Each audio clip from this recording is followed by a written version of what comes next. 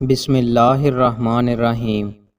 رسول اللہ صلی اللہ علیہ وآلہ وسلم نے ارشاد فرمایا کہ جب شوہر اپنی بیوی کو اپنے بستر پر بلائے اور وہ آنے سے ناراضگی کی وجہ سے انکار کر دے تو فرشتے صبح تک اس پر لعنت بھیجتے ہیں۔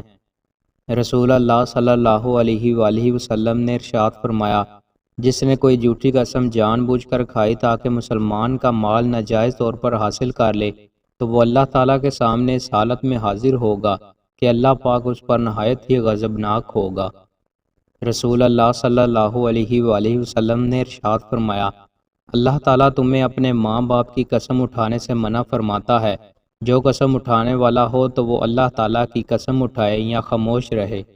رسول اللہ صلی اللہ علیہ وآلہ وسلم نے ارشاد فرمایا، اگر کوئی مسلمان کسی درخت کا پودا لگاتا ہے اور اس درخت سے کوئی انسان یا جانور کھاتا ہے تو لگانے والے کے لیے وہ صدقہ ہوتا ہے۔ رسول اللہ صلی اللہ علیہ وآلہ وسلم نے ارشاد فرمایا، تمہارے لیے نیک سلوک اور صلح رحمی کی سب سے زیادہ حقدار تمہاری ماں ہے۔ رسول اللہ صلی اللہ علیہ وآلہ وسلم نے ارشاد فرمایا، اللہ تعالیٰ نے میری امت کی ان غلطیوں کو معاف کیا ہے جن کا صرف دل میں وسوسہ گزرے یا دل میں اس کے کرنے کی خواہش پیدا ہو مگر اس کے مطابق عمل نہ ہو اور نہ بات کی ہو۔ خواب تین طرح کے ہیں۔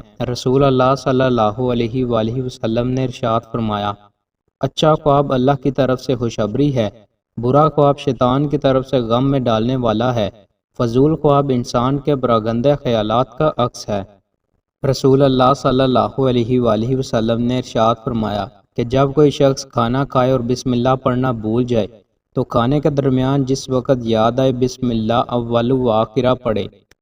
رسول اللہ صلی اللہ علیہ وآلہ وسلم نے ارشاد فرمایا، عورت اپنے شوہر کے گھر اور اس کے بچوں کی نگہبان ہے اور اس سے ان کے بارے میں سوال ہوگا۔ رسول اللہ صلی اللہ علیہ وآلہ وسلم نے ارشاد فرمایا، آدمی کے اسلام کی خوبی یہ ہے کہ وہ ایسی چیزوں کو چھوڑ دے جو اس سے غیر متعلق ہوں۔ دوستوں، مزید اچھی ویڈیوز کے لیے ہمارے چینل کو سبسکرائب لازمی کریں۔ بہت شکریہ۔